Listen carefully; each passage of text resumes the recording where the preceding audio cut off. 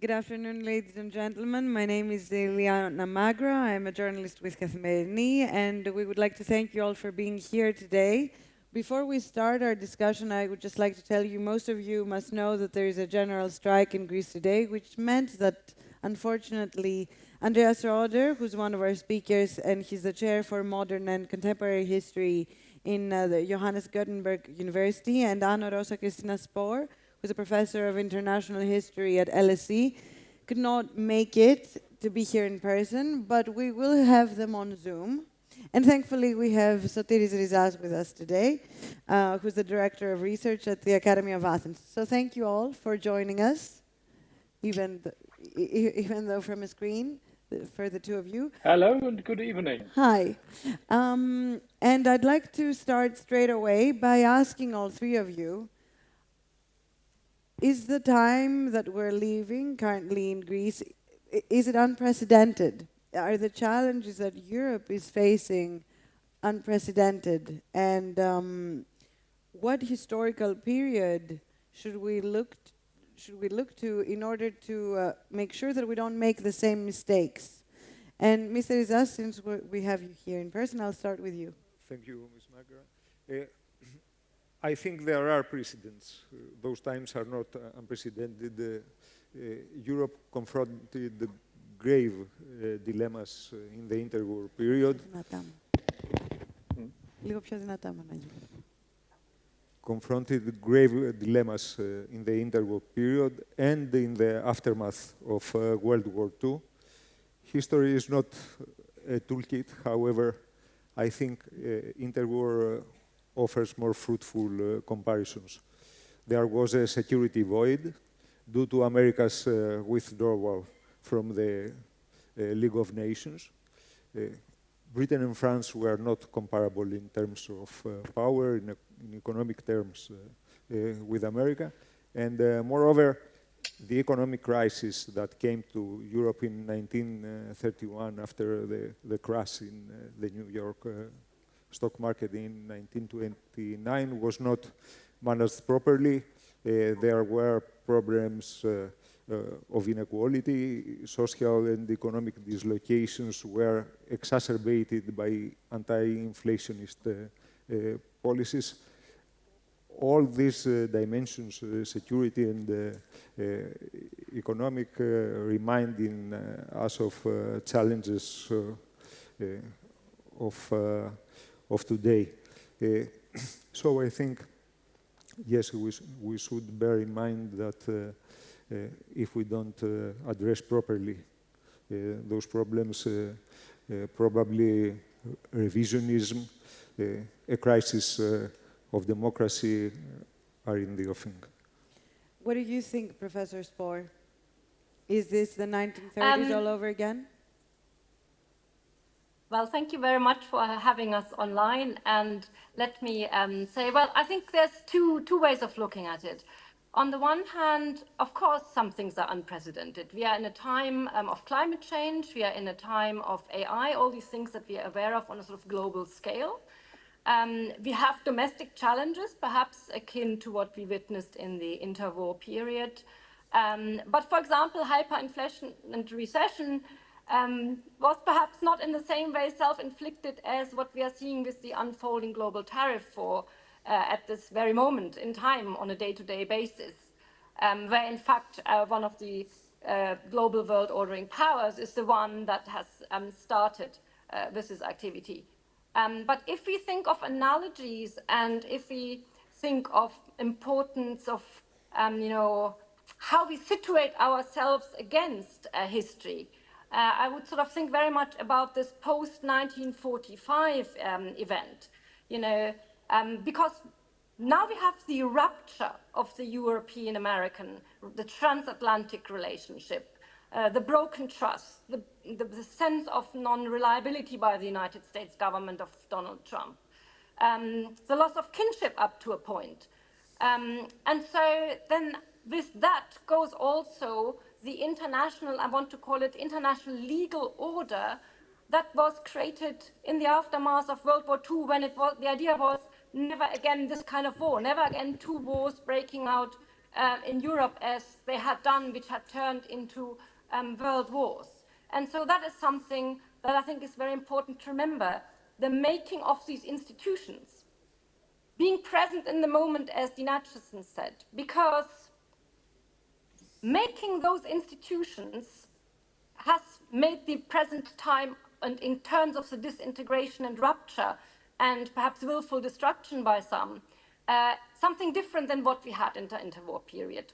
We didn't have a UN, we didn't have a European community, a European Union, we didn't have a NATO, we didn't have a Helsinki Final Act. In some ways, we must sort of reconsider, in particular as Europeans, the fact that America was an empire by invitation. The Soviet Union had been won by imposition. And if we want to hold on to something, it is those institutions and normative values and sort of conduct a values, norms, principles-based realpolitik, where we have to now remind ourselves of deterrence and defense. So the cohesion matters.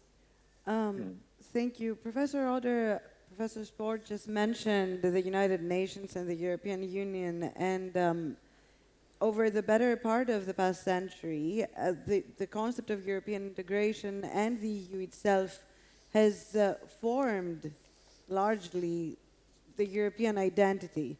And in 1946, Winston Churchill had famously said that we need the United Nations of Europe. He called for a European family. So I was wondering, does Europe need another war to unify it again, or what is shaping the European identity now? So it's good that you mentioned it. So first of all, good evening from my side, and let me tell you how much I would have loved to be with you in person, and happy to have this opportunity at least to talk to you in this virtual way. So coming back to your question, I think it's important that you mentioned war and pressure when you said for the better part of the 20th century, because if we think about European integration after 1946, the Zurich speech of Winston Churchill, or after 1950, the start of European integration, let's not forget it was a Western European integration which came at a price, and the price tag for Western European and then Southern European integration starting in the 50s was the lack of freedom in Eastern Europe. Eastern Europe only was liberated after 1989. And so let's not forget that European integration had this price tag. Having said that, what you mentioned is absolutely correct. It needed pressure. I mean, the historical advantage which the European integration achieved was the transition from an antagonist, expansionist, belligerent nation state to the cooperative nation state as it has become such a constitutive part of the European integration and of the European Union. I would say this is one of the really major historical transitions, this transition to the cooperative nation state. But it needed pressure from without. Without the pressure from or the Soviet menace, there wouldn't have been a European integration. And so this is what might be a kind of silver lining in this difficult situation at the moment, that this new pressure from turmoil in international relations might be helpful for helping European integration, or another step of European self-reflection and concentration of which is necessary in order to maintain and to survive in this new era of conflict, where I would agree all those three reference points which were made the 1930s, the time after 1945. I would add, since Kristina Spohr mentioned the US, I would add the introduction of power in 1917 and the retreat from Europe in 1920.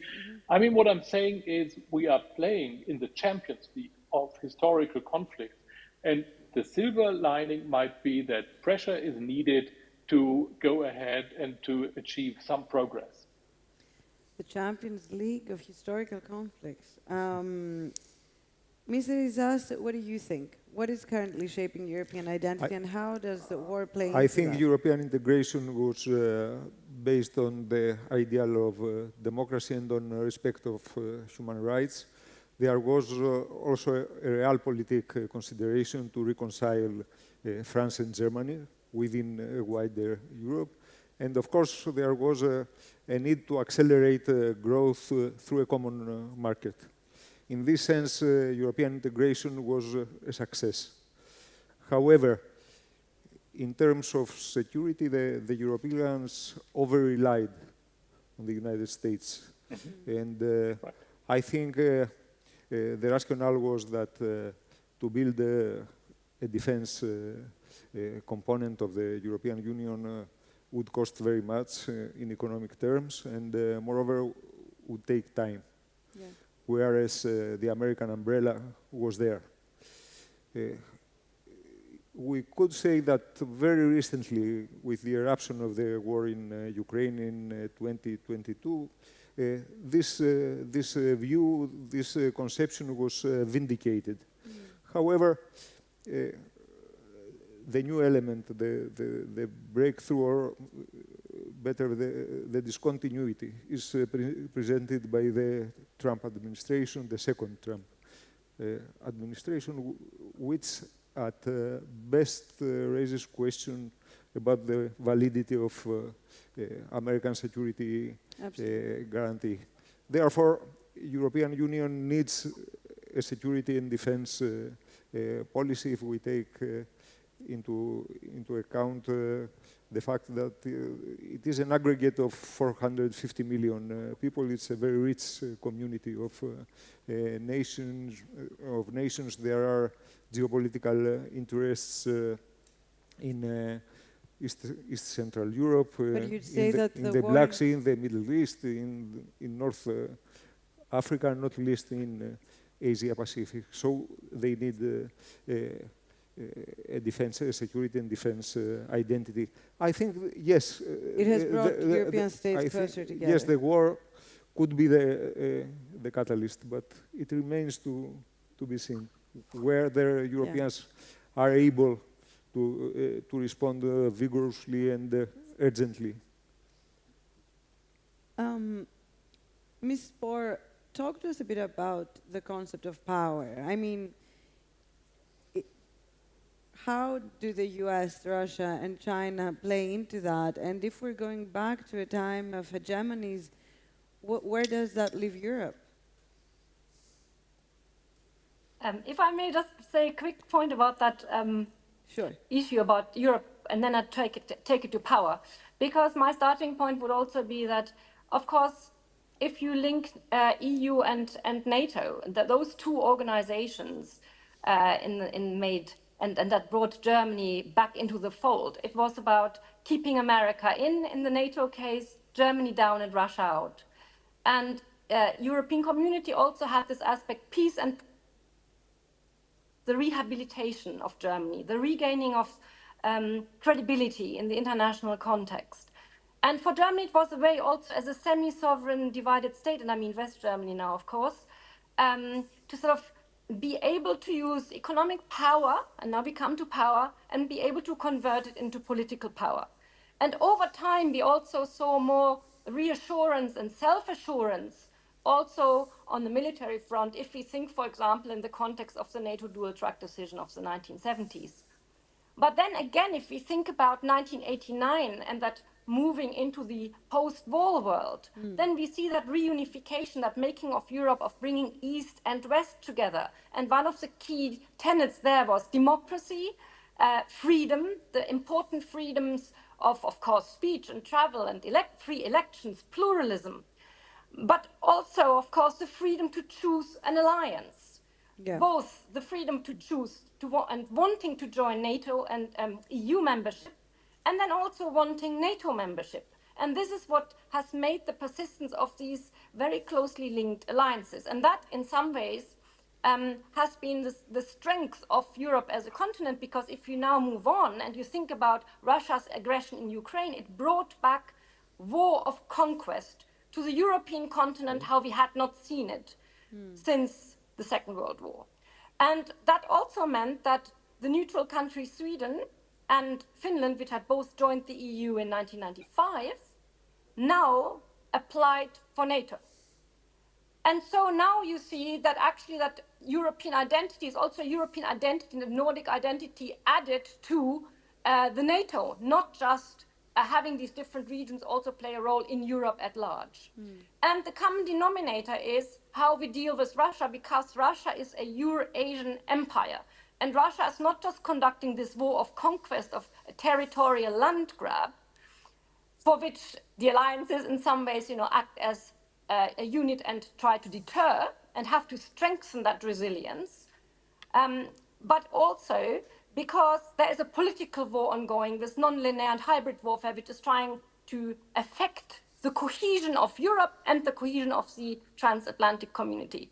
And now add to that China in the mix, because we have seen tectonic shifts.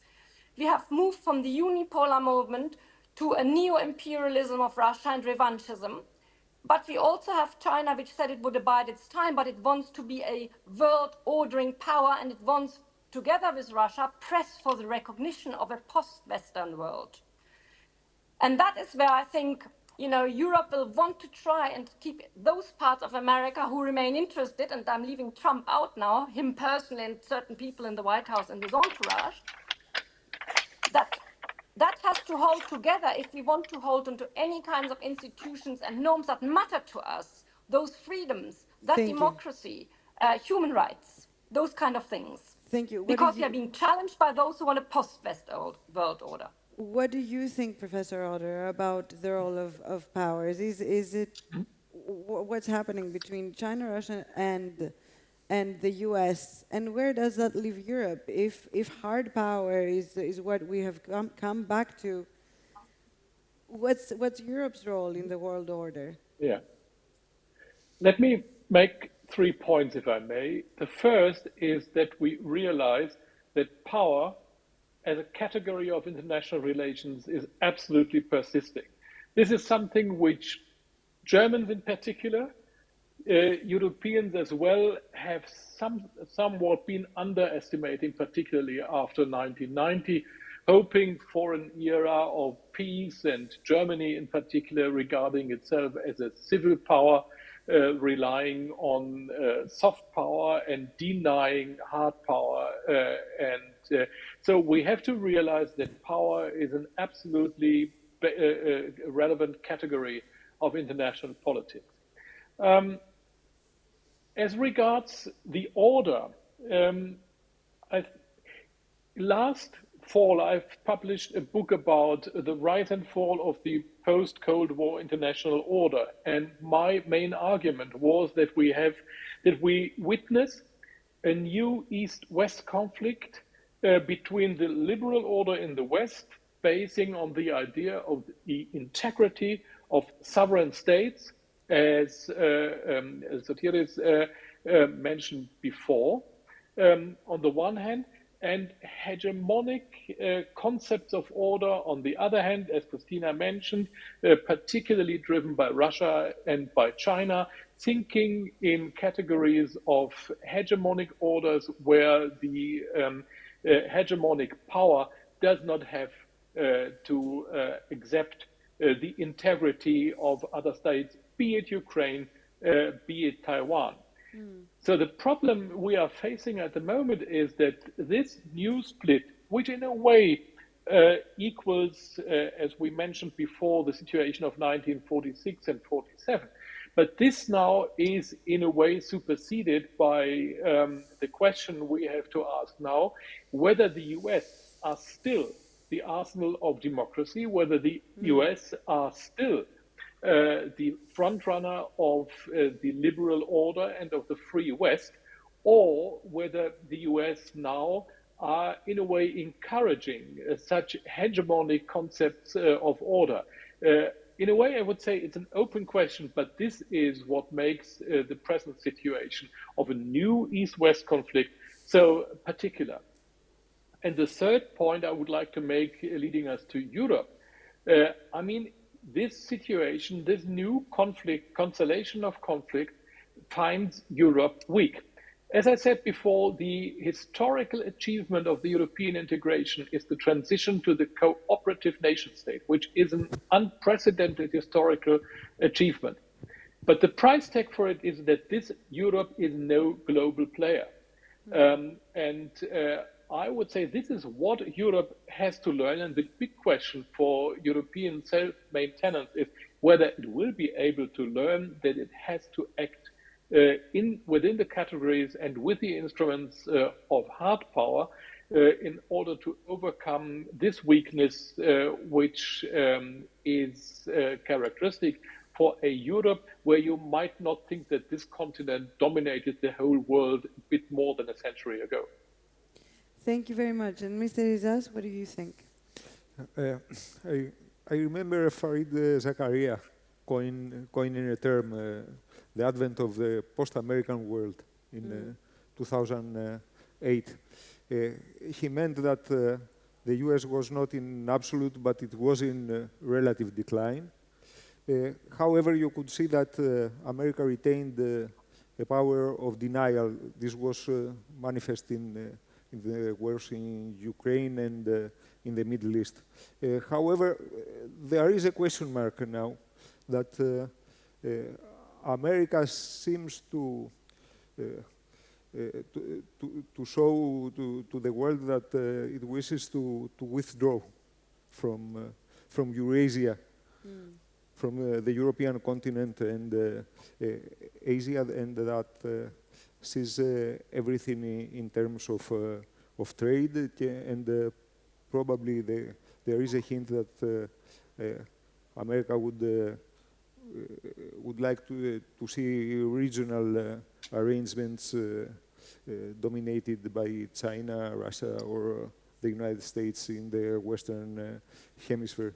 In this sense, yes, I agree with Professor Rödder that Europe should assert its existence as a great power in the European continent and be able to project power abroad, since every one competitor of Europe, China, Russia, or the United States, as it emerged after the election, are able to project power abroad, America at a global scale, although it is unwilling to do this anymore, and China and Russia they are near abroad. Do you think it can do it? Do you think Europe can reassert its existence as a strong power? I doubt. I think political leadership in the most important European countries, Britain, France, Germany, have probably 2 or 3 years to build at once a credible security and defense identity for Europe, to ameliorate economic problems, to rebuild trust in democratic institutions. And we don't know the impact of the new trade policies advocated by President Trump. I'm afraid this is not there is no rosy prospect. However, I think that politics is this, trying to do something probably unimaginable happen from a first sight. Yeah.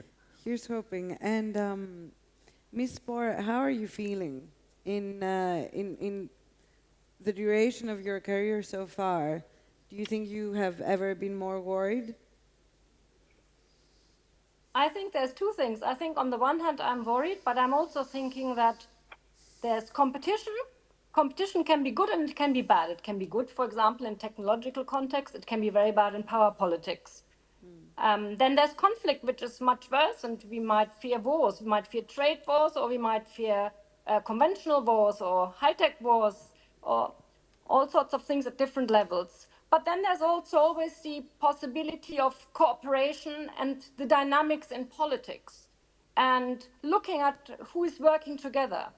And for all the gloom that there is perhaps around sort of, if you think of Europe at large or, you know, the EU specifically, on the other hand, the EU has also shown resilience as regards to, for example, its own tariff policy, but also when it comes to hard security, not necessarily in the context of the EU per se, and not necessarily in the context of NATO per se, but the way Britain and France, as two European nuclear powers, have rallied together to get those countries that actually have strong defense. And I think when we think of equal sovereignty, we must also consider the small Nordic states who have very strong resilience in terms of societal terms, but also manage their neighbor Russia with very strong conventional forces. And that's adding a completely new angle to the whole Baltic Sea, northwest, northeast flank of the continent.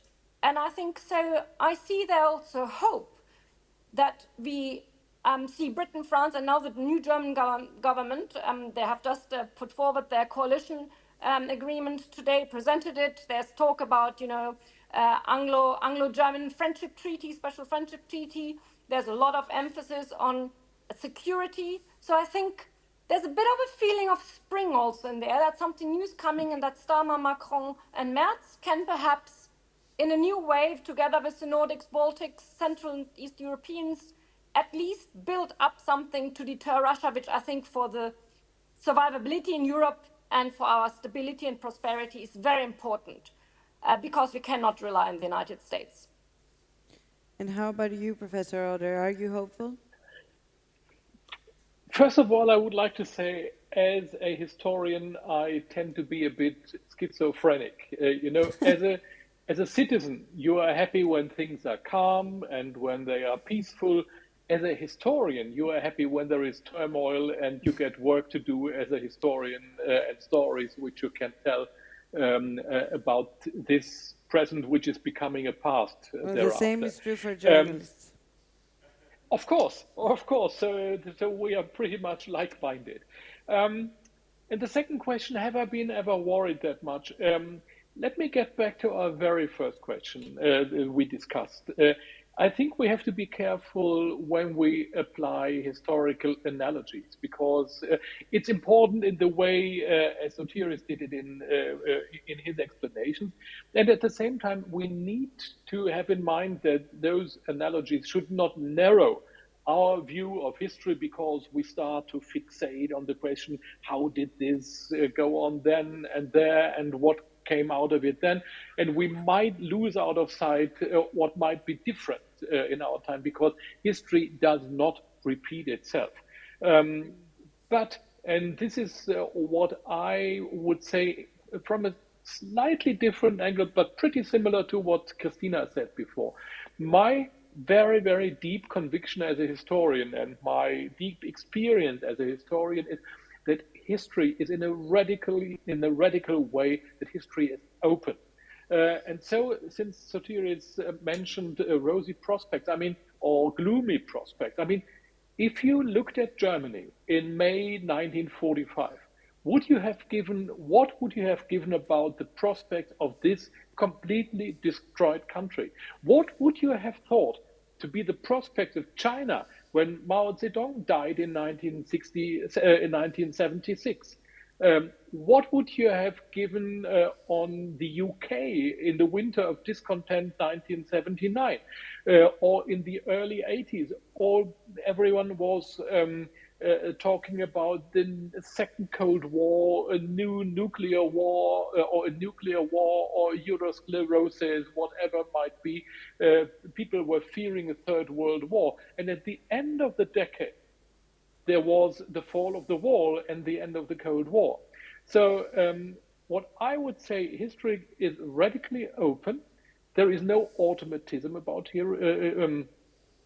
history, but it's up to people to shape history. And so I would completely agree with what Kristina said, that the gloomy present we are experiencing and the pressure we are witnessing might also create some progress for Europe. I agree with Sotiris that there is a small window of opportunity and that there is quite a bit to do.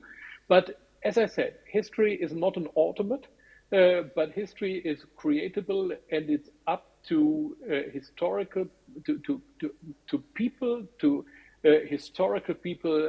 shape history. It's not a fate. So you're hopeful that the far right will not ascend further in Europe? So the far right is another question. I'm a bit skeptical about, broadly speaking, about the far right. I mean, look at what's going on in Italy. Giorgia Meloni has become a staunch supporter of a Western orientation, and I think it needs some differentiation to address the right in Europe. What people are doing in Germany, building a firewall and excluding everything they regard to be far right behind a firewall, does not really work in Germany. So I would say what we need is to make liberal democracy attractive. And I mean, if we ask for historical analogies, I mean, I just reread George F. Cannon's long telegram from Moscow to Washington in February 1946, and which was kind of landmark of the transition to the First Cold War. And what he wrote was that maintenance of the West in this systemic conflict needs strength, needs international strength, as well as strength from within. It needs strong democracies. It needs democracy which are able to solve problems. And so I think the strength from within, this is as true as it was in 1946. This is the great challenge for our democracy. Thank you, Professor. And Professor Rizas, let's end with you. In the duration of your career, have you ever felt as worried as you feel right now? To be frank, not. I think probably it's the most serious period or transition since World War II. I think, and I'm returning to the theme of electoral politics, of the electoral cycle. We are talking about democracies in the European Union, and next to it, Britain, France, and Germany confront elections in 2 or 3 years' time. It's true that Meloni didn't look very dangerous. However, she is a single case for now. You cannot imagine what will happen if Le Pen or Bardella is elected president of France, if the Labour government loses the next election, or the coalition of the Christian Democrats and the Social Democrats fail, and has to deal with a renewed elan from the alternative of Germany. I think that's the problem, and in this sense, yes, it is dangerous. It's a matter of 2 or 3 years whether the political elites of the previous decade would be able to relaunch democracies. Well, thank you all so much for being here, even if the two of you virtually, and thank you for listening to us. Have a good evening.